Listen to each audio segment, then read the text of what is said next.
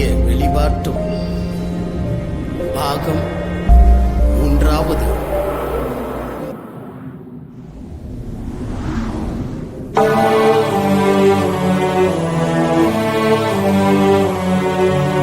சத்தியத்தையும் அறிவீர்கள், சத்தியம் உங்களை விடுதலையாக்கும். யோவான் 8:32. எல்லா மனுஷர் ரட்சிக்கப்படுவோம், சத்தியத்தை அறிகின்ற அறிவில வளருவோம். தேவன் சித்தமுள்ளவராயிருக்கிறார். 1 தீமோத்தேயு 2:4. அன்பு தேவ பிள்ளைகளுக்கு கர்த்தருடைய நாமத்தில் நல்வாழ்த்துக்கள். கர்த்தருங்களை ஆசீர்வதிப்பராக. சமாதானத்தின் தேவன் தாமே சமாதானத்துடன் வாழ்க்கை நடத்தும்படி சத்தியத்தின் மீது வாஞ்சியாய் இருக்கக்கூடிய உங்களுக்கு சமாதானத்தை அருள் செய்து அவரது வருகையில் நீங்கள் காணப்பட சகலவித பரிசுத்தத்திலும் இறைவன் உங்களை நிரப்பி வழி நடத்துவராக. உங்கள் நலனை குறித்து விசாரிக்கிற நேரம் இது சரிபட்டு வராது. ஏன் சொன்னா லாக்டவுன் அடிக்கடிக்கு மாறிக்கிட்டே இருக்கிறது. எனவேதான் மலேசியாவில் உள்ள மக்கள் ஏறக்குறைய ஜூலை மாதத்திற்கு அடுத்தாப்புல, ஒருவேளை ஜூலை மாதத்துடைய கடைசியில் அல்லாவிட்டால் ஆகஸ்ட் மாதத்தினுடைய நடுவில் திருவிருந்தை வைத்துக் கொள்ளவும், அங்கே அவர்கள் புதிதான ஜாட்டு சபைக்குள்ளாக செல்லுவதற்கு சகல ஏற்பாடுகளும் செய்துட்டு வருவதாக குறிப்பிட்டாங்க. கர்த்தர் ஆசீர்வதிப்பராக. கர்த்தருக்கு சித்தமானால் நாமும் செல்லலாம். கர்த்தர் உங்களோடு கூட இருப்பராக.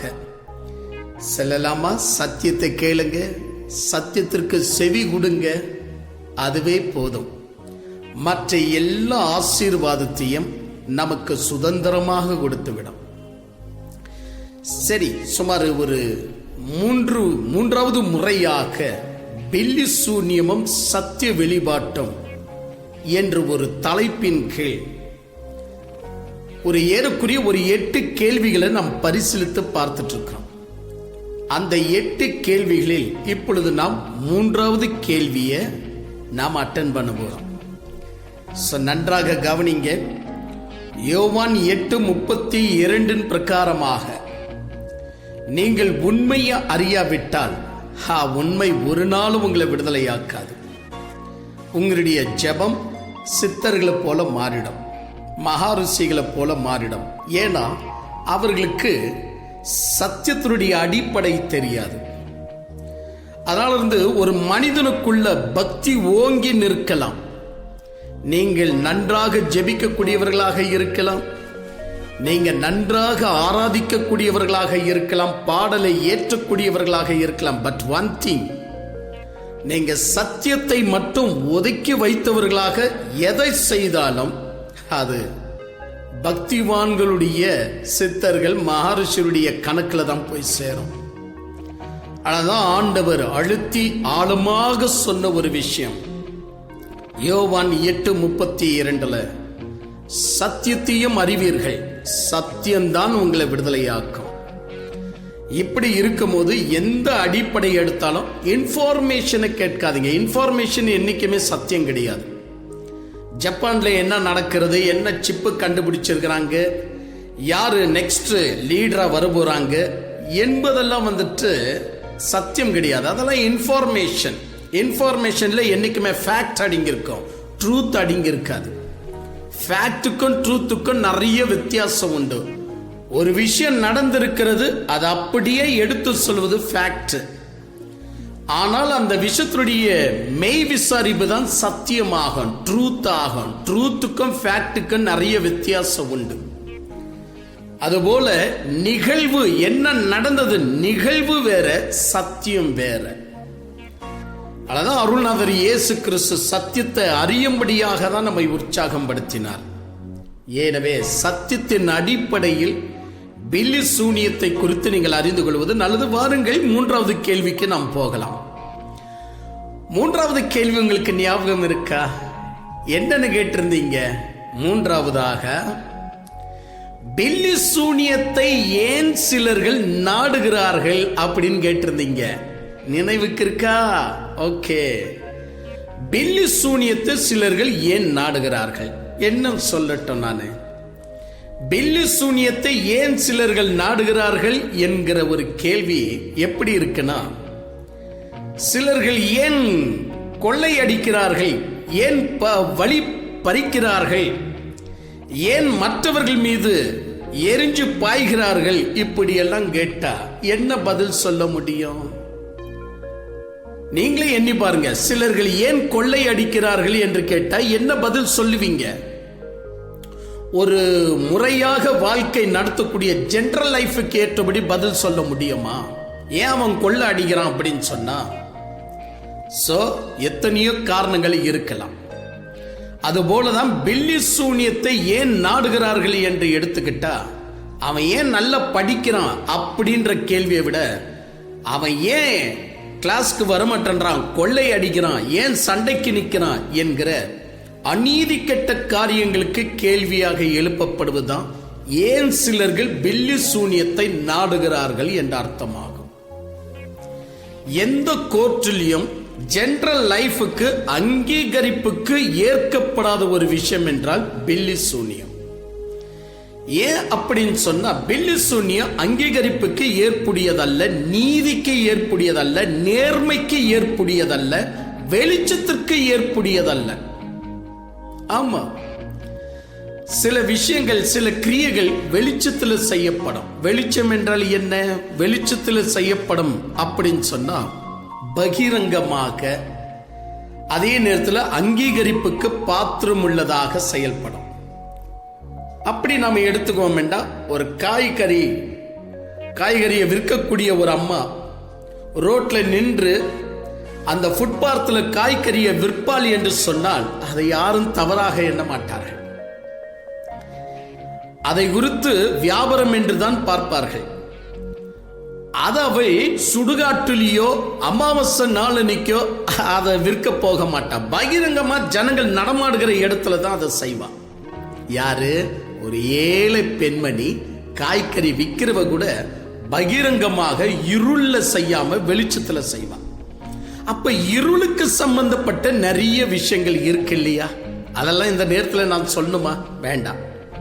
அப்படின்னா பில்லி சூனியம் ஒரு நாள பகிரங்கமாக வெளிச்சத்துல செய்யக்கூடிய கிரியை அல்ல, அது இருளுக்கு சம்பந்தப்பட்டது, அநீதிக்கு சம்பந்தப்பட்டது.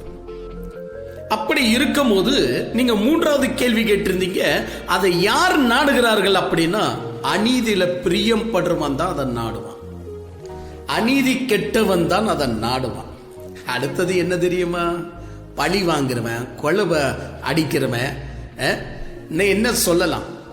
இது போல அநீதியான காரியங்களை ஈடுபடணும் என்று அநீதியிலே பிரியப்படுகிற ஜனங்கள் தான் பில்லி சூனியத்தை நாடக்கூடியவர்கள் என்கிற விஷயம் தெளிவாக நமக்கு தெரிகிறது. ஏன் அமாவாசை நாள் அன்னைக்கு இந்த பில்லி சூனியத்தை செய்யும்படியாக அந்த நேரத்தையும் ஒதுக்குறாங்க? பொதுவா விஞ்ஞானிகள் அமாவாசை என்று சொல்லும் போது விஞ்ஞானத்தின் பிரகாரமாக சில கட்டுப்பாடுகள் உண்டு. ஆனா இது விஞ்ஞானத்திற்கு சம்பந்தப்படாத கட்டுப்பாடுகளை இது மீறித்தான் இதுல செயல்பட முடியும். இதுல இருந்து தெரிதல, இது நீதிக்குரிய காரியம் அல்ல, மெய் விசாரிப்புக்குரிய காரியம் அல்ல. ஏனவைதான் உங்களுக்கு வசனத்தோடு கூட இது உண்மையிலேயே அங்கீகரிப்புக்கு பாத்திரமா இல்ல அங்கீகரிப்புக்கு பாத்திரம் இல்லாத விஷயமா அப்படி நீங்க புரிஞ்சுக்கணும்னு சொன்னா, கண்டிப்பாக உங்களுக்கு வசனத்தின் வாயிலாக காட்டும் போதுதான், அடடே பரிசுத்த வேதாகமத்தில் இப்படி அல்லவா ஒரு விஷயத்தை குறித்து கண்டிக்க காரணம் என்ன, அப்ரோச் பண்ண காரணம் என்ன, என்கரேஜ் பண்ண காரணம் என்ன? ஒரு விஷயத்தை கண்டிக்கப்படுகிறது என்று சொன்னால் அப்ப அது அங்கீகரிப்புக்கு தேவையில்லைன்னு அர்த்தம். ஒரு விஷயம் என்கரேஜ் குள்ள கொண்டு போகுது அப்படின்னு சொன்னா அப்ப அது அங்கீகரிக்கப்பட்டிருக்குதுன்னு அர்த்தம். அது ஜெனரல் லைஃபுக்கு சொல்றேங்க. என் அன்பு தெய்வ பிள்ளைகளை, உபாகமம் புஸ்தகத்தை நீங்க எடுத்து வாசித்து பார்ப்பீங்கன்னா, உங்க வசதிக்காக நானே வாசிக்கிறேன். உபாகமம் புஸ்தகம் சுமாராக 18ஆம் அதிகாரம் உங்க வசதிக்காக நான் 9 வசனத்துல இருந்து ஏறக்குரிய 12 வசனம் வரைக்கும் வாசிச்சுட்டு போறேன். அங்க இறைவன், அதாவது பரிசுத்த வேதாகமம் என்கரேஜ் பண்ணுவதற்காக சொல்லப்பட்டிருக்கா பில்லி சூனியத்தை, இல்லை அதை நிறுத்துவதற்காக சொல்லப்பட்டிருக்கா அப்படி நீங்க பார்க்க முடியும். ஏன்னா பரிசுத்த வேதாகமம் என்பது சத்தியத்திற்குரியது, மெய் வெளிச்சத்தை மக்களுக்கு காட்டக்கூடியது, ரட்சிப்பை மக்களுக்கு காட்டக்கூடியது. அப்படி இருக்கும்போது ஆண்டவர் இருளுக்கு சம்பந்தப்பட்ட காரியத்தை எல்லாம் தெய்வீகம் என்று சொல்ல மாட்டார். பில்லி சூனியம் தெய்வத்திற்கு சேர்ந்தது அல்லங்க, தெய்வீகமானதும் அல்ல. அது அநீதிக்கு சேர்ந்தது, பிசாசுக்கு சேர்ந்தது, அவ்வளவுதான். அதுல பெயர வேணும் என்றால் பில்லி சூனியம் செய்கிறவர்கள் ஏதோ பெயர்களை போட்டு வைத்துக் கொள்ளலாம். ஏன், நான் வசிக்கிற சமீபத்தில் 8 கிலோமீட்டருக்கு அப்பால பில்லி சூனியத்தை செய்யக்கூடிய ஒரு ஆள் உண்டு.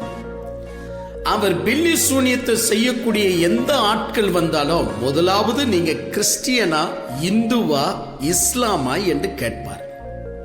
ஏன் அப்படி கேட்கிறார் தெரியுமா? ஒரு உதாரணமாக, நாம் கிறிஸ்டியன் என்று சொல்லுகிறோம் என்று வைத்துக் கொள்வோம், ஒருவேளை இந்து என்று சொல்லுவோம் என்று வைத்துக் கொள்வோம். அப்ப அவர் என்ன பண்ணுவாரு, இந்துக்குள்ள உனக்கு குல தெய்வம் யாரு, உனக்கு பிடிச்சவங்க யாருன்னு கேள்வி கேட்பாரு. இஸ்லாமுக்குள்ள போனா உனக்கு பிடிச்ச தீர்க்கதரிசிகள் யாரு, ஏன்னா ஏகப்பட்ட தீர்க்கதரிசிகள் உண்டு. ஆனோக்கும் ஒரு தீர்க்கதரிசி தான், அங்க சாலமோனும் ஒரு தீர்க்கதரிசி தான், தாவீதும் ஒரு தீர்க்கதரிசி தான், மோசையும் ஒரு தீர்க்கதரிசி தான், அப்படின்னு வரிசையா அங்க இருக்கு இல்லையா, அந்த மாதிரி அந்த ஆள் விசாரிப்பார். ஒரு உதாரணமாக கிறிஸ்டியன் போயிட்டான்னு வச்சுக்கங்களேன், அவனை பார்த்து நீ அந்தோனியாரா இல்ல சூசைப்பரா அல்லாவிட்டால் மாதாவா என்று கேள்வியை எழுப்புவார். எனக்கு தெரிந்தவர் ஒருவர் பில்லி சூனியம் செய்வதற்காக போகும்போது நான் அந்தோனியார் பக்தர் அப்படின்னு சொல்லி இருக்கிறார். அந்தோனியாருடைய பெயர்லேயே அந்த பில்லி சூனியத்தை செய்து அவருக்கு கொடுத்து அனுப்பியிருக்கிறார். எப்படி இருக்கு வேடிக்கை? அப்போ இவங்க தெய்வீகமானது என்பதை இவங்களால நிரூபிக்க கூட முடியாது. ஏன்னா இவங்களுக்கே தெரியாது தெய்வம் யாரு என்று சொல்லி. அப்ப இது யாருடைய பலத்துல செயல்படுகிறது? பிசாசின் பலத்துல. அப்போ இறைவன் நமக்கு என்ன செய்வார்? நீங்க கொஞ்சம் யோசித்து பாருங்க. இப்ப நான் சொல்லி கொடுத்த உபாகமம் புஸ்தகம் 18ஆம் அதிகாரம் 9ஆம் வசனத்துல இருந்து நான் வாசிக்கிறேன், கேளுங்க, அப்ப புரியும். மெய்யாகவே ஆண்டவர் இந்த இடத்துல இவர்களுடைய மெய் விசாரிப்ப எந்த அளவுக்கு இறைவன் கொண்டு வருகிறார், எப்படி கொண்டு வருகிறார், கர்த்தர் இதை எப்படி விசாரிக்கிறார் கவனிக்கலாமா? தேவனாகிய கர்த்தர் உனக்கு கொடுக்கும் தேசத்தில் நீ போய் சேரும் போது பாருங்க, ஆண்டவர் என்ன சொல்றார் பாருங்க. நீ போய் சேரும் போது அந்த தேசத்துல வாசிங்க, ஜாதிகள் செய்யும் அருவருப்புகளின்படி செய்ய கற்றுக்கொள்ள வேண்டாம். அந்த ஜாதிகள் செய்யும் அருவருப்பின்படி நீ செய்ய வேண்டாம். இப்ப பில்லி சூன்யம் வேதம் சொல்லுவதனால் மாத்திரம் அருவருப்பு அல்ல, கவர்மெண்டால் அங்கீகரிக்கப்படுகிறதா, ஜெனரல் லைஃப்ல மனிதர்களால் அங்கீகரிக்கப்படுகிறதா, படுதல அப்படின்னு சொன்னா அப்ப அந்த கிரியைகளை குறித்து பரிசுத்த வேதாகமம் அது ஒரு அருவருப்பான காரியம் என்று சொல்லப்பட்டிருக்கு. அப்ப பரிசுத்த வேதாகமத்தினுடைய அடிப்படையை நம்ம கவனித்து பார்க்கும்போது நமக்கு தெளிவாக தெரிகிறது, பில்லி சூனியத்தை நாடுகிற ஜனங்க யாரு யாரு என்று சொன்னால் அருவருப்புல பிரியப்படுகிற ஜனங்கள். ஒரு நேர்த்தியான ஒரு வழி இருக்கு, அந்த வழியை நாடாதவங்க. ஒரு பேசி தீர்த்து கொள்ளலாம், ஒரு விஷயத்தை சரியான முறையில் கோர்ட்ல போய் பேசி அதை நியாயம்படி விசாரித்து முடித்து கொள்ளலாம் அப்படின்னு பிரியப்படாதவங்க, சத்தியத்திலையும் நீதியிலையும் ஜெனரல் லைஃப்லயும் இயற்கை லைஃப்ல பிரியப்படாத அருவருப்புல பிரியப்படுகிற ஜனங்கள் தான் இந்த பில்லி சூனியத்தை நாடுகிற ஜனங்கள். இப்ப என்ன தோணுது உங்களுக்கு? மூன்றாவது கேள்வி கேட்டீங்களே, பில்லி சூனியத்தை யார் நாடுகிறார்னு. அப்ப பரிசுத்த வேதாகமம் அதை நாடக்கூடிய ஒரு செயல் நல்லது என்று தெரிந்திருந்தால் வேதம் நம்மை பாராட்டி இருக்கும். பரவாயில்ல, அந்த உதவியும் நீங்க பெற்றுக் கொள்ளலாம் என்று வேதம் சொல்லி இருக்கோம். ஆனா அப்படி சொல்லலையே. அது மட்டுமல்ல, 10 11 வசனத்தை வாசிக்க கேளுங்க. என்னன்னு சொல்லப்படுகிறது பாருங்க, வாசிங்க. தன் மகனையாவது தன் மகளையாவது கடக்க பண்ணுகிறவனும் குறி சொல்லுகிறவனும் நாள் பார்க்கிறவனும் அஞ்சனம் பார்க்கிறவனும் சூனியக்காரனும். பாத்தீங்களா, சூனியக்காரனும். எதெல்லாம் அருவருப்பு என்று பரிசுத்த வேதாகமம் சொல்லும் போது சூனியம் செய்வது கூட ஒரு அருவருப்பு. உங்களுடைய பிள்ளைகளை கூட அந்த வழியில நடக்க விடக்கூடாது. அது சமுதாயத்தை மட்டுமல்ல, நீதியை கூட கெடுக்கக்கூடிய செயல்பாட்டாகும். மனிதன் என்றைக்குமே சமாதானமா வாழணும் என்று சொன்னால் அவனுக்கு நீதி நேர்மை என்பது மிக முக்கியம். உழைப்பு, நீதி, நேர்மை, இது மூன்றையும் அடுக்கி விடுவதுதான் சூனியத்துடைய காரியம். அப்ப சூனியம் தெய்வீகமா? அப்ப ஏன் இந்த சூனியத்தை செய்யக்கூடியவங்க அவங்க விரும்புகிற கடவுளுடைய பெயரை கேட்பதற்கு காரணம் என்ன? இது தெய்வீகம் அல்ல என்ற விஷயம் தெளிவாக தெரிகிறது. அது மட்டுமல்ல, 11 வசனத்தை வாசிக்க கேளுங்க. மந்திரவாதியும் சன்னதக்காரனும் மாய வித்தைக்காரனும் செத்தவர்களிடத்தில் குறி கேட்கிறவன் உங்களுக்குள்ளே இருக்க வேண்டாம். உங்களுக்குள்ள இருக்க வேண்டாம். ஏன் ஆண்டவர் உங்களுக்குள்ள இருக்க வேண்டாம் என்று தேசத்திற்கே சட்டமாக கொடுத்தார்? 12 வசனத்தை கூட வாசிக்க கேளுங்க. இப்படிப்பட்டவைகளை செய்கிறவன் எவனும் கர்த்தருக்கு அருவருப்பானவன். பார்த்தீர்களா? இப்படிப்பட்ட அருவருப்புகளின் நிமித்தம் உன் தேவனாகிய கர்த்தர் அவர்களை உன் முன்னின்று துரத்தி விடுகிறார். பார்த்தீர்களா? இப்படிப்பட்டவைகள் உன் தேவனாகிய கர்த்தருக்கு அருவருப்பானவைகள் என்று பரிசுத்த வேதாகமம் கம்பீர துவனியை கொடுத்திருக்கிறது. இப்ப கூட நான் சொல்றேன் பாருங்க, எந்த தேசத்துல மதம் எவ்வளவு உயர்ந்ததாக இருந்தாலும் மதத்தின் சட்டத்தின் பிரகாரம் அவர்கள் வெளிரங்கமாக்க முடியாது. பரிசுத்த வேதாகமத்தில் சொல்லப்பட்ட சட்டங்கள் தான் இன்னைக்கு எல்லா தேசத்திலையும் அவங்கள அறியாமலேயே.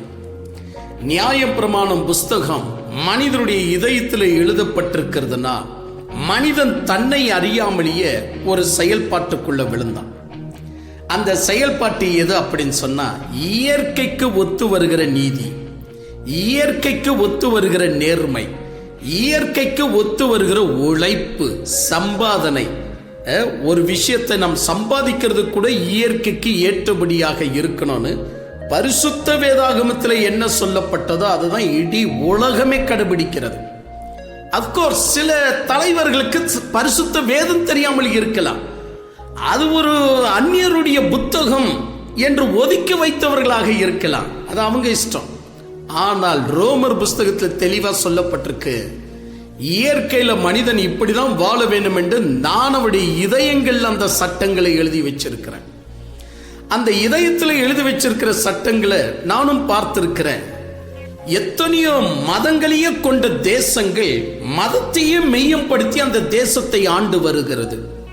ஆனாலும் அவங்க மதத்துல சொல்லப்பட்ட சட்டங்களை வெளிரங்கமாக்க அவங்களால முடியல. இது உண்மை விஷயம், முடியல. ஏன் சொன்னா, இயற்கைக்கும் நேர்மை வாழ்க்கைக்கும் ஜெனரல் லைஃபுக்கும் அவைகள் அங்கீகரிக்கப்படாது. அதனாலதான் நீங்க கோர்ட்டுக்கு நீங்க சென்றாலும் சரிதான், பரிசுத்த வேதாகமத்தில் இருக்கிற சட்டங்கள் பல 1000 வருடங்களாக, அதாவது 6000 வருடங்களாக மனிதனுடைய இதயத்தில் என்ன எழுதப்பட்டிருக்கிறதோ அதுதான் நடக்கும்படி இறைவன் இன்றும் செய்து வருகிறார். என் அன்பு தெய்வ பிள்ளைகளே, அப்ப நீங்க பில்லி சூனியத்தை குறித்து யார் நாடுகிறார்கள் என்று வைத்துக் கொண்டால், நீதி நேர்மையின்படி பேச்சுவார்த்தையை பேசி முடித்துக் கொள்ளலாம். சண்டை வேண்டாம், அநீதியாக எந்த கருத்தையும் செய்ய வேண்டாம். கோர்ட்ல என்ன தீர்ப்பு வருகிறதோ என்னுடைய நேர்மையை நான் சொல்லுகிறேன், என் பக்கம் இருக்கிற நீதியை நான் சொல்லுகிறேன், உன் பக்கம் இருக்கிற நீதியை நீ சொல்லு, பார்க்கலாம் யார் ஜெயிக்கிறது அப்படின்னு கோர்ட்டு மூலியமா வர பிரியப்படாதவங்க, அநீதியில பிரியப்படக்கூடியவங்க, ரகசியமா அவங்களுடைய கால்நடி மண்ணுங்களை எடுத்து, ரகசியமா அவங்களுடைய முடிகளை எடுத்து, ரகசியமா ஜன்னல் திறக்கப்பட்டிருந்தா அந்த வீட்டுக்குள்ள மஞ்சள் தண்ணியை தெளித்து அல்லவிட்ட செய்யப்பட்ட மந்திரத்தை யாரும் பார்க்காமல் அதுல திணித்து விடுவது, இதெல்லாம் நேர்மைக்குரிய விஷயமா நீங்களே எண்ணி பாருங்க. என் அன்பு தெய்வ பிள்ளைகளே, ஏனவைதான் 4வது கேள்வி அதற்கு பக்கமாகவே நீங்க கேட்டிருக்கிறீங்க. பாஸ்டர், நான்காவதாக நாங்க கேட்கிறோம், ஒரு கிறிஸ்டியனாக இருக்கக்கூடிய ஒரு நபரன் ஆண்டவராகிய இயேசு கிறிஸ்து சொந்த இரட்சகராய் ஏற்றுக்கொண்டு ஞானஸ்தானம் பெற்று திருவிருந்துக்குள்ள பங்கு பெறக்கூடிய இது அத்தனையும் நிறைய கிறிஸ்தவங்கிட்ட இல்லை. அதனாலதான் இவ்வளவு அழுத்தி பேசி கொண்டிருக்கிறேன். நிறைய கிறிஸ்தவங்க ரட்சிக்கப்பட்டிருக்க மாட்டாங்க. அவங்க பில்லி சூனியத்தை நாடுறாங்கன்னு இந்த டிவி காரங்களுக்கு தெரியாது. அவங்களும் கிறிஸ்டியன் தானே அப்படின்றாங்க. ஆனா ரட்சிக்கப்பட்ட கிறிஸ்டியன் வேற, ரட்சிப்பு இல்லாம இருக்கிற கிறிஸ்டியன் வேறன்னு நிறைய பேருக்கு தெரியாது. ரட்சிக்கப்பட்டவனாக இருந்து முழுக்க ஞானஸ்தானம் எடுத்தவனாக இருந்து திருவிருந்து அப்பமும் திராட்சரசத்திலும் பங்கு பெறக்கூடியவனாக இருந்து சத்திய வேதாகமும் உன்னுடைய ஆலயத்தில் போதிக்கப்படக்கூடியதாக இருந்து அப்படிப்பட்ட ஒரு கிறிஸ்தவன் பில்லி சூனியத்தை நாடுவது தவறாகுமா என்று நீங்க நான்காவது கேள்வியாக கேட்டிருக்கிறீங்க. என்னடா 5 கையை காட்டுறானே அப்படின்னு பார்க்காதீங்க. இந்த பேனவை பிடிச்சிருக்கிறதுனால தான் அப்படி காட்டினேன். நான்காவது கேள்வியாக நீங்க இக்கேள்வியை நீங்க கேட்டிருக்கிறீங்க, ஒரு கிறிஸ்தவன் பில்லி சூனியத்தை நாடலாமா? நான் மூன்றாவது கேள்வியிலேயே நான் சொல்லிட்டேன். உபாகமம் புஸ்தகம் 18:9-12 வரைக்கும் ஆண்டவர் அதை அருவருப்பு என்று சொல்லிவிட்டார். அப்ப ஆண்டவர் அருவருப்பு என்று சொன்ன காரியத்தை நாம் இல்ல அது ரொம்ப நேர்மையானதுன்னு என்று நம்ம எடுத்துக்க முடியுமா? அது நீதிக்குரியது என்று நம்ம வாதிட முடியுமா? அதனுடைய வெளிச்சுனத்தினுடைய வெளிரங்கமான கிரியைகளை பார்க்கும்போது தெரிகிறது அது அநீதி கெட்டது, அநீதியில பிரியப்படக்கூடியது. அப்ப தெய்வீகத்தை நாடக்கூடிய நீங்க, சத்தியத்தை விரும்பக்கூடிய நீங்க, சத்தியத்துல பிரியப்படக்கூடியவங்க ஜெனரல் லைஃப்ல இயற்கையில என்ன இருக்கோ அதன்படி நீங்க எந்த விஷயத்தையும் ஃபைட் பண்ணக்கூடியவங்க, ஃபேஸ் பண்ணக்கூடியவங்க. அப்படி இருக்கும் போது பில்லி சூனியத்தை நாடலாம் என்று என் வாயால சொல்ல முடியுமா? கிறிஸ்தவன் பில்லி சூனியத்தை நாடுவது மிகப்பெரிய தவறு என்று பலமுறை பரிசுத்த வேதாகமத்துல ஆணித்தரமாக சொல்லப்பட்டிருக்கிறது. உதாரணமாக யாத்திராகமம் புஸ்தகம் 22ஆம் அதிகாரத்தை உங்க வசதிக்காக நானே வாசிக்கிறேன், கேளுங்க. யாத்திராகமம் புஸ்தகம் 22ஆம் அதிகாரம் சுமாராக உங்க வசதிக்காக 18ஆம் வசனத்தை நாம் பார்க்கலாம். இந்த இடத்துல பரிசுத்த வேதாகமம் பில்லி சூனியத்தை குறித்து என்ன சொல்லுகிறது? வாசிங்க. சூனியக்காரியை உயிரோடு வைக்க வேண்டாம். சூனியக்காரனை உயிரோடு கூட வைக்க வேண்டாம். ஏன்? சமுதாயம் கெடுதுன்னு ஆண்டவன் அன்னைக்கு தெரிஞ்சுக்கிட்டு சொன்னாப்புல. சமுதாயம் சீர்குலையும், நீதி காலில் போட்டு மிதைக்கிற அளவுக்கு மாறும். ஏன்னா அது இருளுக்கு சம்பந்தப்பட்ட காரியம். ஆனா ஆண்டவர் என்ன பண்றாரு? சூனியக்காரனை உயிரோடு இருக்க வைக்க வேண்டாம். ஏன்னா அந்த காலத்துல நியாயப்பிரமாணம் இருந்த காலம். நியாயப்பிரமாணத்துல ஆண்டவர் ஏன் இப்படி செய்கிறார், ஏன் கல்லடிக்க சொல்லுகிறார், ஏன் கொல்ல சொல்லுகிறார், அப்படியெல்லாம் கேள்வி கேட்காதீங்க. ஃபர்ஸ்ட் உங்களுடைய மரமண்டல ஒரு விஷயம் ஏத்திக்கணும். இப்ப நாம பரிசுத்த வேதாகமம் சொல்லுகிறபடி ஏறக்குரிய 5வது கவர்மெண்ட்ல இருக்கிறோம். 5வது கவர்மெண்ட். அப்ப இதற்கு முன்னாடி சென்ற கவர்மெண்ட்டுகள் எத்தனை, அதெல்லாம் படிச்சு நீங்க தெரிஞ்சுக்கணும். வேதத்தை அல்ல, இத்தியாசத்தை படிச்சாலே புரிஞ்சிடும். அதனால இந்த பரிசுத்த வேதாகமம் சொல்லுகிறபடி 7 கவர்மெண்ட் தான் இந்த உலகத்தில் செயல்படும். அத்துடன் இந்த உலகம் முடியும் என்பது கூட ஆணித்தரமா சொல்லப்பட்டிருக்கு. இப்ப நம்ம இருக்கிறது 5வது கவர்மெண்ட். இனி 2 கவர்மெண்ட் நடைபெறணும். புரிகிற மாதிரி சொல்றேன். இதற்கு முன்னாடி இருந்த கவர்மெண்ட் என்ன கவர்மெண்ட்? அதுதான் சுப்ரீம் கவர்மெண்ட் அப்படின்னு, சர்வ அதிகாரம் உள்ள கவர்மெண்ட். அப்ப அந்த சர்வ அதிகாரம் உள்ள கவர்மெண்ட்டுக்கு ஏற்றபடி ஆண்டவர் இஸ்ரேல் நாட்டுக்குள்ள தன்னுடைய கவர்மெண்ட்டை கொண்டு வரும்போது அப்ப அப்படித்தான் பேச முடியும். உயிரோட வைக்க வேண்டாம், அப்படிதான் பேச முடியும். உயிரோட வைக்க வேண்டாம் என்று சொன்னா எல்லாரையும் கொலை செய்து விடு என்ற அர்த்தம் அல்ல, அவங்களை கொன்று விடு என்ற அர்த்தம் அல்ல. அவங்களுக்கு இந்த தேசத்துல சிட்டிசன்ஷிப் கொடுக்க கூடாது அப்படின்னு சொல்ல வருகிற கருத்து அது. அப்போதான் இருளுக்கு சம்பந்தப்பட்ட காரியங்களுக்கு இவங்க கை போட மாட்டாங்க. ஏன்னா ஒருவன் தப்பு செய்கிறான் என்று சொன்ன உடனே கொண்டு போட்டுட்டா அவன் திருந்துவதற்கு சான்ஸ் கிடைக்காது. அவன் திருந்தணும் என்ற காரணத்துக்காக தான் இறைவன் என்ன பண்றாரு, அவனை தேசத்துல வைக்காதன்னு தான் சொன்னார், கொன்று போட்டுடுன்னு சொல்லல. அவனை உயிரோடு வைக்க வேண்டாம் என்கிற அர்த்தம் அவங்களை கண்டுபிடித்து கொன்றுவிடு என்ற அர்த்தம் அல்ல. அநேகர்கள் தாங்கள் பிடித்த அநீதியில அப்படி நின்று விடுவார்கள் என்றால் அதை மாற்றிக்க ரெடி இல்லைன்னு சொல்லும் போது எந்த கவர்மெண்ட்டும் அவங்க மீது மரண தண்டனையின் அந்த சிச்சையை ஏற்படுத்தும். ஆனால் என் அன்பு தெய்வ பிள்ளைகளே, ஐயா எனக்கு தெரியாது, அவர் சொன்னார் அதனால தான் நான் செஞ்சேன், என்னை விட்டுடுங்க, இனிமே நான் செய்ய மாட்டேன் அப்படின்னு சொல்றவனுக்கு மரண தண்டனை கொடுக்க முடியுமா? நல்லா யோசித்து பாருங்க. இதை கவனிச்சுட்டு ஆதாமுக்கு ஏன் மரண தண்டனை, இதான் ஆன்சர் பல இருக்கு அப்படின்னு மனத்தன்மையாக யோசிக்காதீங்க. அது வேற இது வேற. இது நான் சட்டத்தை பேசிக் கொண்டிருக்கிறேன், அது சட்டத்தில் உள்ள சத்தியத்தை பேச போகிறேன். அது வேற இது வேற. என் அன்பு தெய்வ பிள்ளைகளே, அப்படி என்றால் இறைவன் யாத்திராகமம் புஸ்தகம் 22 அதிகாரம் 18 வசனத்துல உயிரோடு வைக்க வேண்டாம் என்று சொன்ன கர்த்தர் கிறிஸ்தவர்களை பில்லி சூனியத்தை நாடலாம் என்று ஆண்டவர் சொல்லுவாரா? அது மட்டுமல்ல, லேவியராகமம் புஸ்தகத்தை நீங்க எடுத்து வாசித்து பார்ப்பீங்கன்னா, லேவியராகமம் புஸ்தகம் 20 அதிகாரம் உங்க வசதிக்காக 27 வசனத்தை இங்க வாசிக்கப்படும். நன்றாக கேளுங்கள். பைபிள் என்ன சொல்லுகிறது பாருங்க. பில்லி சூனியத்தை பற்றி அஞ்சனம் பார்க்கிறவர்களும் குறி சொல்லுகிறவர்களும் இருக்கிற புருஷனாகிலும் ஸ்திரீயாகிலும் கொலை செய்யப்பட வேண்டும். கொலை செய்யப்பட வேண்டும். கல்லறிவார்களாக. அவர்கள் இரத்தப்பழி அவர்கள் மேல் இருக்க கடவுது என்று சொல் என்றார். அவன் ஆண்டவர் கொலை செய்யப்படுவையாக என்று சொல்லுவதற்கு தெளிவா பதில் கொடுக்கிறார். ஏன்னா அவங்க திருந்தல, அவங்க இரத்தப்பழி அவங்க மேலேயே இருக்கட்டும். அளந்து அநீதி கெட்ட காரியங்களை நீதி வாங்கும்படி செயல்படாதீங்க.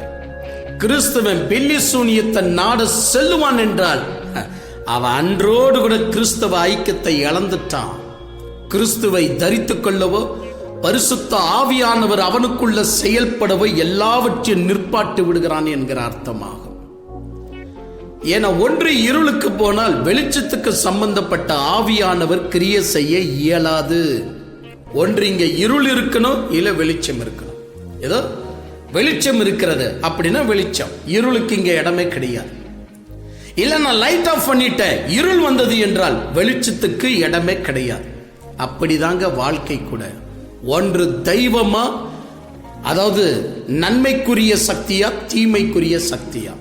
நீங்க தீமைக்குரிய சக்தியை நாடினால் நன்மைக்குரியது எப்படி செயல்படும் பாஸ்டர்? அப்படின்னா எங்களுக்கு சூனியம் செய்திருக்கிறார்களே, இதுல இருந்து நாங்கள் வெளியே வரணும். அதனால்தான் சூனியத்தை சூனியத்தால் எடுக்கலான்னு 4வது கேள்வி நாங்க சூனியத்தை நாடலாமான்னு கேட்டோம். நீங்க இல்லைன்னு தெளிவான பதில் சொல்றீங்க. இப்ப நாங்க என்ன செய்யணும்னு கேட்டா நான் ஒன்று மட்டும் தான் சொல்லுவேன். எடுப்பதற்கு கண்டிப்பா நான் பதில் சொல்ல போறேன். ஆனா இப்போதுக்கு ஒன்று மட்டும் தான் சொல்றேன். பொறுமையோடு கூட இறைவனுடைய பாதத்தில் இருங்க. பொறுமையோடு கூட சத்தியத்தை கேட்டவர்களாக, சத்தியத்தில் பலம் பெற்றவர்களாக, அநீதி கெட்ட காரியங்களை ஜெயிப்பதற்காக நேரத்தை இறைவனுக்கு ஏற்படுத்தி கொடுங்க. ஏன்னா அநீதி என்றைக்கும் நிரந்தரமாக வெற்றி பெறாது. அநீதி என்றைக்குமே என்ன செய்யாது, ஒரு நாள் நிரந்தரமான வெற்றி அதை அடையாது. நீங்கள் பொறுமை உள்ளவர்களாக இருக்க வேண்டும். பொறுமையை கடைபிடிக்கக்கூடியவர்களாக இருக்க வேண்டும். உங்க ஜெபத்தில் பொறுமையை தரித்துக் கொள்ளுங்க. உங்களுடைய விசுவாசத்தில் பொறுமையை தரித்துக் கொள்ளுங்க. இப்பொழுது நீங்கள் பொறுமை உள்ளவர்களாக கேட்கிற சத்தியத்தில் முன் நடக்கக்கூடியவர்களாக இருங்க. நீங்க செய்ய வேண்டிய நீதிக்குரிய காரியத்தை செஞ்சுட்டே இருங்க. இறைவனுக்கு எப்பொழுது அந்த பில்லி சூனியத்தை உடைக்கணும், அதை செய்தவனையும் அவனுடைய சக்தியை இழக்க செய்யணும் என்பது இறைவனுக்கு தெரியும். சான்றிதழ் நிறைய இருக்கிறது. மெய்யான ஒரு சத்தியத்தின் வெளிப்பாட்டில் நடக்கக்கூடியவர்களுக்கு விரோதமாக நடப்பிக்கப்பட்ட மந்திரங்கள், முறியடிக்கப்பட்ட சான்றுகள் நிறைய இருக்கு. என் வாழ்க்கையிலும் அது நடந்திருக்கு. அதனால நீங்கள் பொறுமை உள்ளவர்களாக ஜெபிக்கிறதுலையும், ஆராதிக்கிறதுலையும், வசனத்தை கேட்கறதுலையும், விசுவாசத்திலையும் உறுதி உள்ளவர்களாக இருக்கணும். ஒரு பாடல் ஒன்றை நான் பாடுகிறேன். உங்க பொறுமையை அதிகரிக்க இந்த பாடல் நிச்சயமாக பாடினீர்களா? என் கூட சேர்ந்து கர்த்தர் ஆசீர்வதிப்பராக. இப்பேரிப்பட்ட ஒரு பொறுமையை தான் இறைவன் உங்களிடத்தில் எதிர்பார்க்கிறார். நீங்கள் பொறுமை உள்ளவர்களாக செல்லணும் என்பதுதான் இறைவனுக்கு பிரியமானது. அதிரடியான ஆக்ஷன் எடுக்கணும் என்று இருந்தால் சில வேளைகளில் அநீதி கெட்ட ஆக்ஷனை கூட நம்ம எடுத்துறோம். அவருடைய பிள்ளைங்க, அவர் நீதியின் பிதாவாய் இருப்பதனால், ஜோதிகளின் பிதாவாய் இருப்பதனால், அவரை விசுவாசித்து அவரை பின்பற்றக்கூடிய அவருடைய பிள்ளைகளாய் இருக்கக்கூடிய நீங்களும் நீதியிலும் வெளிச்சத்திலையும் நீங்கள் பிரியமுள்ளவர்களாய் இருக்கணும் என்ற காரணத்துக்காக பொறுமையை ஆண்டவர் நமக்கு கற்றுக் கொடுத்திருக்கிறார். நம்ம சில நேரங்களில் சினிமாக்களையோ அல்லாவிட்டால் நிஜ வாழ்க்கையில இருக்கக்கூடிய ஒரு தேசத்தின் தலைவன் சார் வாஷிங்டன் என்பவர் தன் தேசத்திற்காக போராடும் போது பதுங்கிருந்து தான் போராடினார். எங்க பதுங்கிருக்கணுமோ அங்க பதுங்கி இருந்தார். எப்போது வெளியே வரணுமோ அப்பொழுது வெளியே வந்தார். அடட, ஒரு ஹீரோவே பதுங்கி இருக்கிறானே. ஹீரோ பதுங்கி இருப்பது கோழைத்தன்மையாக அல்ல, பயந்து விட்டார் என்ற அர்த்தம் அல்ல.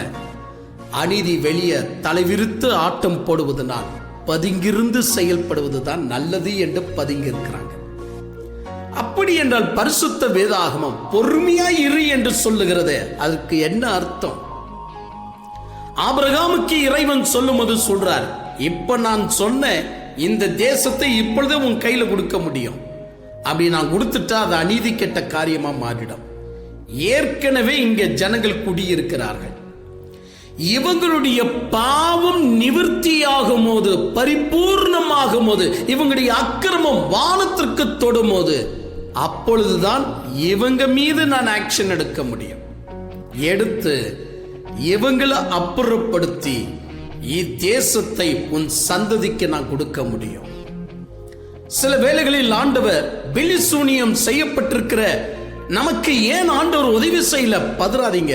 ஒருவருடைய நிலை ஒவ்வொருத்தர் மாதிரி, ஒவ்வொருத்தருடைய விசுவாசம் செயல்படுகிற நிலை வெவ்வேறு மாதிரி. சிலர்கள் எல்லோரையும் கூட்டி ஜெபம் பண்ணிக்கிட்டாலும் சரிதான், நீங்களா ஜெபம் பண்ணாலும் சரிதான், உங்க விசுவாசம் தான் மிக முக்கியம். அப்ப அவங்களுடைய விசுவாசத்தம் ஆவிக்குரிய புரோகிரஸ் ரிப்போர்ட்டின் படி தெய்வம் கூட செயல்பட கொஞ்சம் எளிதாக இருக்கும். ஆக மொத்தத்தில் உங்களுக்கு ஒரு விஷயம் தெரியும், பரிசுத்த வேதாகமம் ஒரு நாளும் பில்லி சூனியத்தை நாடும்படியாக தம்முடைய பிள்ளைகளுக்கு உற்சாகம் படுத்துவது கிடையாது. நீங்க இந்த இடத்துல, அதாவது வெளிப்படுத்தின விசேஷத்தை நீங்க கொஞ்சம் எடுத்து பார்ப்பீங்கன்னா, அங்க 22ஆம் அதிகாரத்துல ஆண்டவர் பரலோக ராஜ்யத்தை குறித்து, தன் ராஜ்யத்தை குறித்து ஆண்டவர் சொல்லும் போது என்ன சொல்றாரு பாருங்க. தன் ராஜ்யத்தினுடைய விஷயத்தை குறித்து சொல்லும் போது பில்லி சூனியத்தையோ மாந்திரிகத்தையோ நாடுகிறவனை குறித்து வாசிக்க கேட்கிறீங்களா? கேளுங்க. நாய்களும் சூனியக்காரரும் பாருங்க, கொலைபாதகரும் விக்கிரகாராதனைக்காரரும் பொய்யை விரும்பி அதின்படி செய்கிற யாவரும் புறம்பே இருப்பார்கள். புறம்பே இருப்பார்கள். அவன் தேவனுடைய ராஜ்யத்திற்கு வரமாட்டான். ஸ்டார்டிங்ல என்னன்னு வாசித்தீங்க? நாய்களும் சூனியக்காரரும். ஏன்னா உலகத்தை கெடுத்த பல விஞ்ஞானிகளுடைய கூட்டத்துல, அநீதிக்காரனுடைய கூட்டத்துல, மதவெறிகளுடைய கூட்டத்துல சூனியக்காரனுக்கும் இடம் இருக்கு, மாந்திரிகத்துக்கும் இடம் இருக்கு. ஏன்னா இது ஆண்டவனுடைய பூமி. இதை ஆண்டவர் நமக்கு கொடுத்திருப்பதற்கு நீதியும் சமாதானமும் நேர்மை உள்ளவர்களாக வாழ்க்கை நடத்தணும்னு அவன் பிறக்கும் போத நியாயப்பிரமாணத்தை இதயத்தில் எழுதி வச்சிருக்கிறேன்னு சொல்லி இருக்கிறார். அதன்படிதான் மக்கள் வாழணும். அப்படி இல்லை அப்படின்னு சொல்லும் போது ஆண்டவர் தனது ராஜ்யத்தை ஸ்தாபிக்கும் போது இவைகளை ஆக்ஷனுக்குள்ள கொண்டு வருவார். அதனாலதான் ஆண்டவர் சொல்றார், நாய்களும் சூனியக்காரனும். இதை மறுபடியும் அந்த 2 வார்த்தையை வாசிங்க. பார்த்தீர்களா? நாய்களும் சூனியக்காரரும் தேவனுடைய ராஜ்யத்தை பிரவேசிக்கிறது இல்லை. இங்க நாய்கள் என்று சொல்வது என்ன அர்த்தம் நீங்க கேட்கலாம். இப்ப நான் சொல்ற நேரமா இது. அதனால பிற்பாடு அவங்களுடைய காரியங்களை பார்க்கலாம். ஆனா இங்க சூனியத்தை குறித்து தெளிவான ஒரு காரியம் நமக்கு புரிஞ்சிருக்கணும். நீங்க கேட்ட 4வது கேள்விக்கு தான் இப்பொழுது நான் பதில் சொல்லிட்டு இருக்கிறேன். நாம் உண்மையாகவே சூனியத்தை நாடுவது பரிசுத்த வேதாகமத்தினுடைய அடிப்படையில் பரிசுத்த பிள்ளைகளுக்கு தேவன் கட்டளையிட்டு இருக்கிறார்னா இல்ல. பாருங்க, இந்த உலக மக்களுக்கு கிறிஸ்தவங்க யாருன்னு கண்டுபிடிக்க தெரியாது.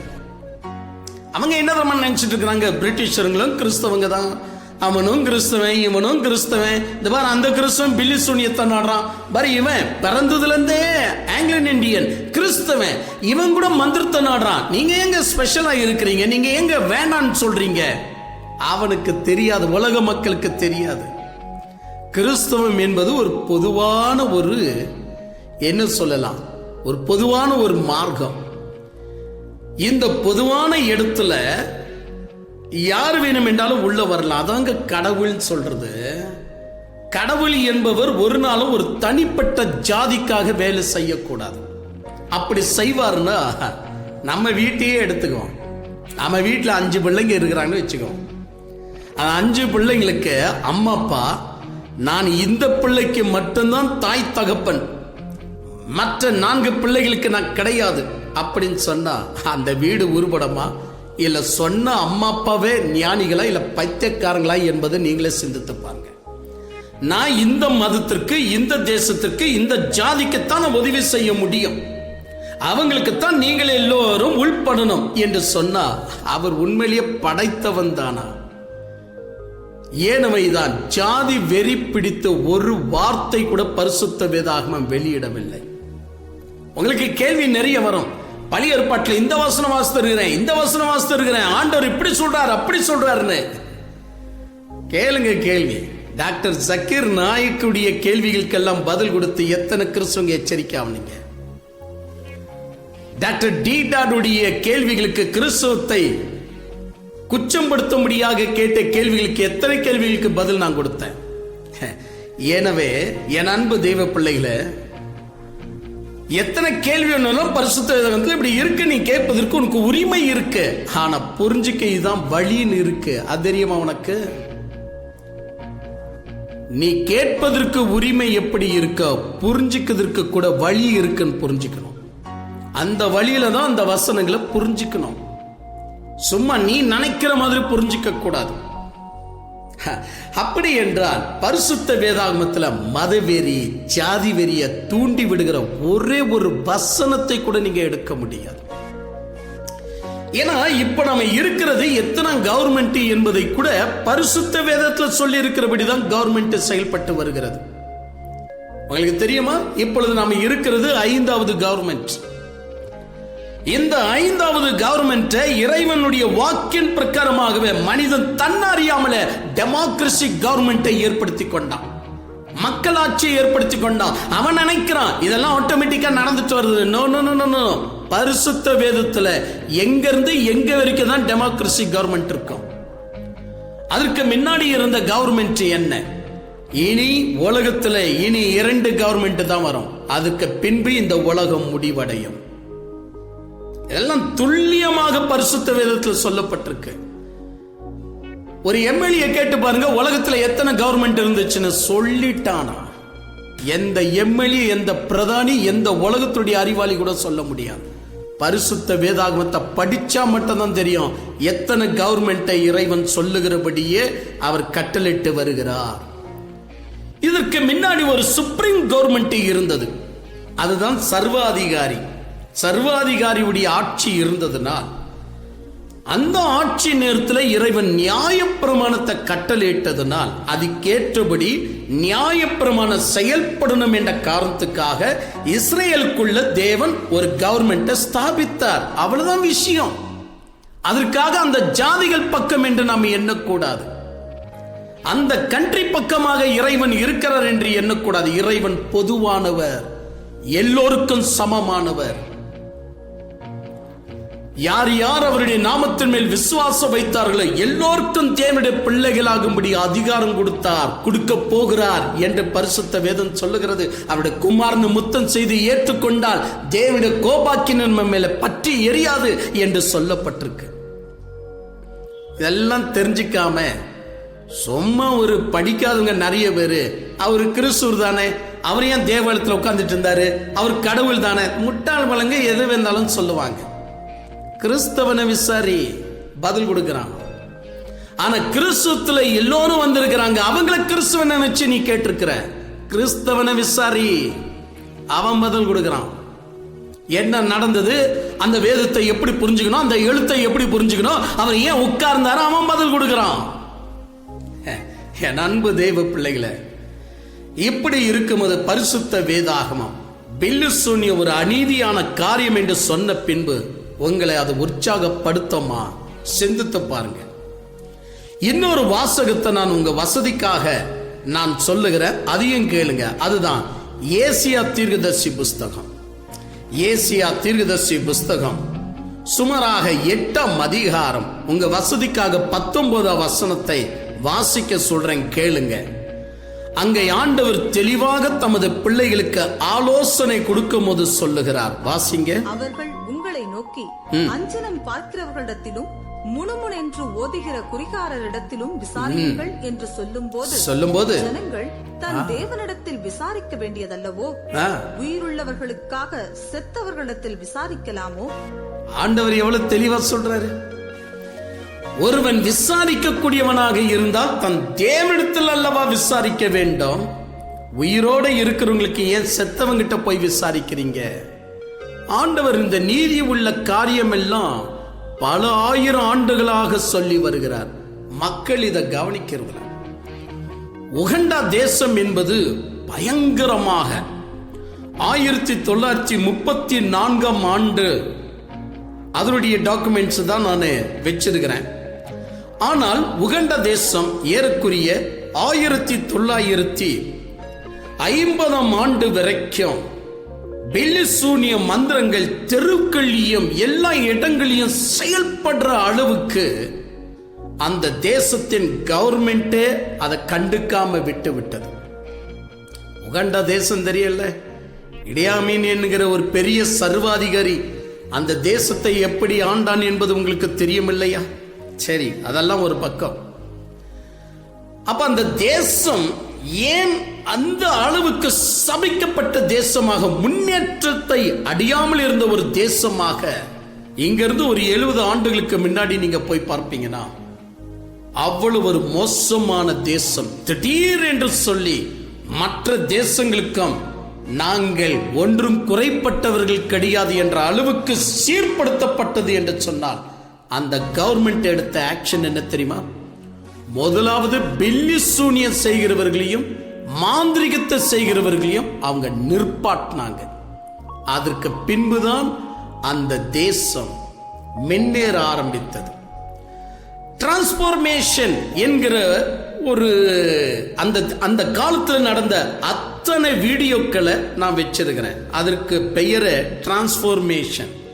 எப்படி அந்த தேசம் பெல்லி சூனியத்தையும் மந்திரத்தையும் விட்டு கவர்மெண்டுடைய அங்கீகரிப்பு பிரகாரமாக்க உதறி தள்ளி நேர்மை நீதிக்குள்ள வந்தார்களோ, அன்னைக்கு அந்த தேசம், உகண்டா தேசம் தலையெடுக்க ஆரம்பித்தது. அதற்கு பின்னாடி வேலை செய்தது யாரு? கிறிஸ்தவம்.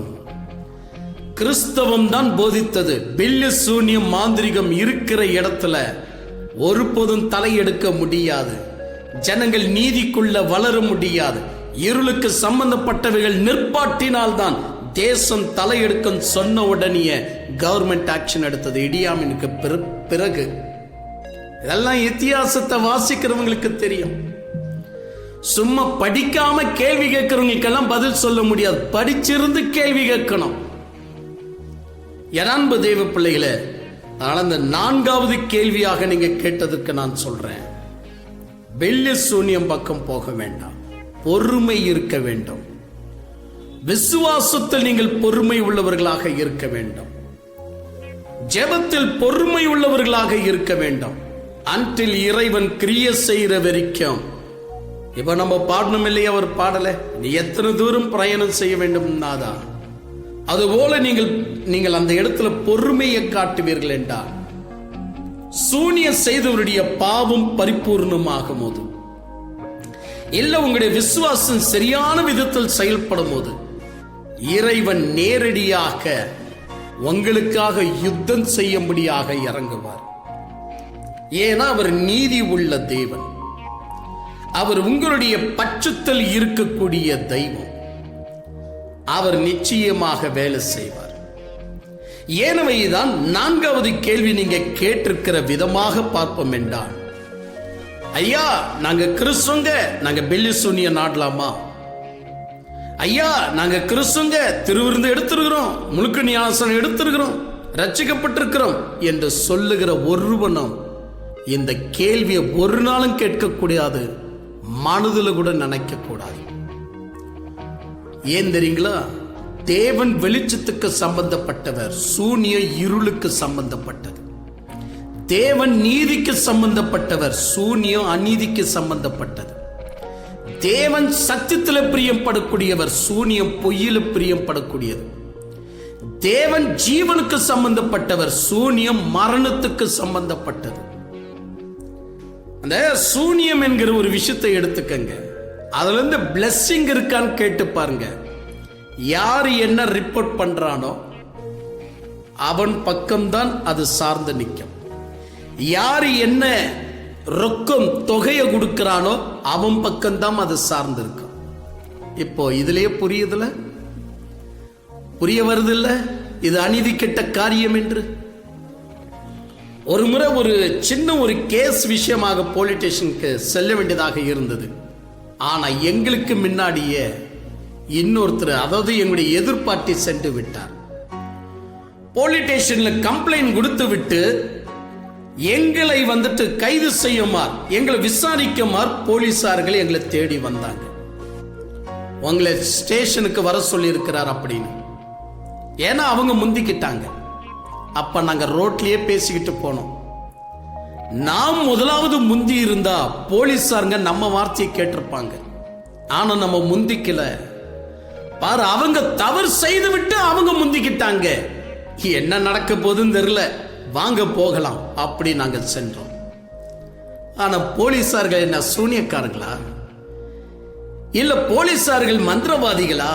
இல்ல, அதற்காக படித்தவர்கள், படிக்கிறவர்கள், படிப்பு அறிவு தெரிந்தவர்கள். முடிவில் எல்லாவற்றையும் விசாரித்தார்கள். முதலாவதாக கம்ப்ளைண்ட் கொடுத்த அவங்களையே அவங்க திட்ட ஆரம்பிச்சாங்க. புத்தி இல்ல உனக்கு? தப்பு நீயே செஞ்சுட்டு நீயே ஓடி வந்து இங்க வந்து கம்ப்ளைண்ட் கொடுத்திருக்கிறியா என்று முதல் கம்ப்ளைண்ட் கொடுத்தாங்களே என்று சொல்லி அவங்க பக்கம் பேசல. நீதி எந்த பக்கம் இருக்கிறது அந்த பக்கம் தான் பேசினாங்க. இதாங்க தெய்வம். ஆனா சூனியம் அப்படி செய்யாது. சூனியம் எதையும் விசாரிக்காது. முதல் பார்ட்டி என்ன சொல்றான்? அவன் கையை கட்ட சொல்றானா, அவனை ரத்தம் வாந்தி எடுக்க சொல்றானா, உடனே செய்கிறது என்றால் இப்ப புரிஞ்சுக்கங்க, அது தெய்வத்தின் செயலா? அது தெய்வமா? அது தெய்வம் அல்ல, அதுதான் பிசாசு. அதுதான் இருளுக்கு சம்பந்தப்பட்ட தீய சக்திகள் என்று சொல்லலாம். எப்படி பரிசுத்த வேதாகமை இப்பேரிப்பட்ட நிலைகள் எல்லாம் நமக்கு தெளிவாய் எடுத்து காட்டுவதனால் மிகுந்த எச்சரிக்கை உள்ளவர்களாக நம்முடைய வாழ்க்கையை நம்ம செயல்படுத்துவது மிகவும் அவசியம். புலி பசித்தாலும் புல்லை தின்னாத அப்படின்னு பழமொழியை பேசுறீங்களே. நீதி உள்ள பிள்ளைங்க அவதிப்பட்டாலும் அநீதியின் ஆயுதத்தை கையில எடுக்க மாட்டாங்க. ஏன்னா அது அவங்களுடைய கேரக்டர்லயே இருக்காது. ஏனவேதான் இயேசு கிறிஸ்து, சில பேர் சொல்றாங்க அவர் கடவுள் தானே, அவர் ரோமாய் சிப்பாய்ங்க, அவரை சிலுவையில் அறியும் போது தன்னுடைய வல்லமையை பயன்படுத்தி தப்பித்துக் கொள்ளாமே. அநீதி கெட்ட காரியங்களை அவர் தப்பித்துக் கொள்ள மாட்டார்.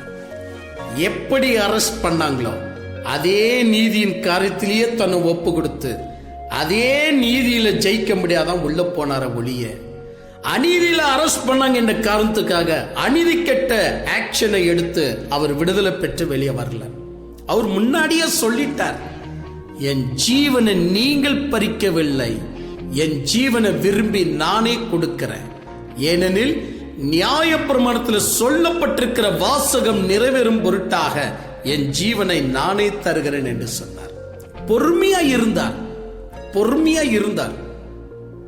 அந்த பொறுமைதான் அவருக்கு மாம்பெரிய வெற்றியை 3 நாட்கள்ல கொடுத்தது.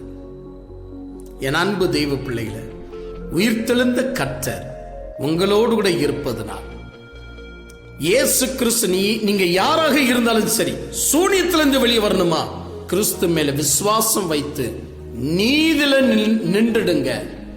அநீதில கைய போடாதீங்க, நீதில நின்றுடுங்க. கொஞ்சம் பொறுமையாயிருங்க. அந்த நீதி விளங்கின பின்பு இறைவன் உங்க பக்கமாக ஆண்டவர் நிற்க ஆரம்பிப்பார். அதற்கு தேவை சத்தியம், விசுவாசம், பொறுமைதான் தேவை. இம்மூன்றையும் நீங்கள் செய்யுங்க. சிரங்களை தாழ்த்திக் கொள்வோமா? எல்லாரும் அப்படியே கண்களை மூடுங்க. ஆசீர்வாதம் சொல்லி நாம் முடிக்கிறோம். நீங்கள் செபிக்கணும். ஆசீர்வாதத்துக்கு பின்பு நீங்கள் செபிக்கணும். நமது கர்த்தராகிய இயேசு கிறிஸ்துவின் கிருபையும் பிதாவாகிய தேவனுடைய அன்பும் பரிசுத்த ஆவியானுடைய அந்யோன்ய ஐக்கிய சகாவாசமும் என்றும் என்றும் சதாகாலம் சத்தியத்தில் பிரியப்படுகிற நமது பிள்ளைகள் மேல் அது தங்கியிருப்பதாக. ஆமென், ஆமென். கிறிஸ்துவுக்குள் பிரியமானவர்களே, கர்த்தருடைய நாமத்தில் உங்கள் அனைவருக்கும் நல்வாழ்த்துக்கள். பிரியமானவர்களே, இந்த அருமையான நாளில் உங்களை சந்திப்பதில் மிக்க மகிழ்ச்சி அடைகிறேன். பிரியமானவர்களே, இப்பொழுது நீங்கள் கேட்ட இந்த சத்திய வெளிப்பாடை விட பல ஆயிர வருடங்களாக பேசப்படாத சத்திய வெளிப்பாடுகளை நமது சகோதரர் எஃப். ஜோயல் டேவிட் அவர்கள் பேசியிருக்கிறார். நமது சகோதரரும் நமது ஊழியருமாகிய எஃப். ஜோயல் டேவிட் அவர்கள் பேசி வரும் ஒவ்வொரு சத்திய வெளிப்பாடுகளும் நம் அனைவரையும் தேவனை தரிசிக்கத்தக்கதாகவும் கர்த்தருடைய அருகில் கிட்டி சேரத்தக்கதாகவும் அளவற்ற தேவ ரகசியங்களை வெளிப்படுத்தக்கூடியவைகள் என்பதை நீங்கள் அனைவரும் அறிந்த விஷயமே.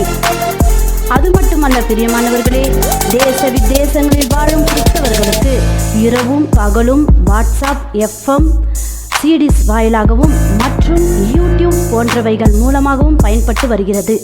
மற்றும் ஆங்கிலம், மலாய், சிங்களம், டச், நெதர்லாந்து, போர்ச்சுகீஸ் போன்ற மொழிக்கு சம்பந்தப்பட்ட சபைகளிலும் பயன்பட்டு வருவதே இங்கு குறிப்பிடத்தக்கது.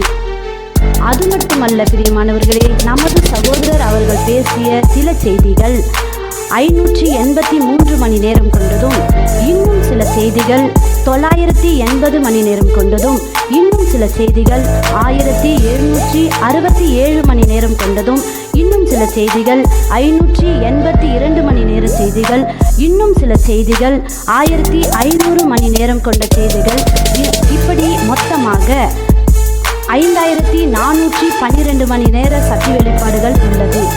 அது மட்டுமல்லாமல் 30,000 மணி நேரம் கொண்ட செய்திகளும் இருக்கிறது என்பது குறிப்பிடத்தக்கது. எனவே பிரியமானவர்களே, இது போன்ற சத்திய வெளிப்பாடுகளை தினந்தோறும் கேட்க விருப்பமுள்ளவர்கள் இன்றைய சந்தாதாரர் பகுதியில் இணைய 098805100712 மற்றும் 0636069739 என்ற நம்பர்களை அணுகுங்கள். ஆர்வமுடன் சத்தியத்தை கேட்கும் உங்கள் அனைவரையும் கர்த்தர் தாமே ஆசீர்வதிப்பாராக. ஆமென்.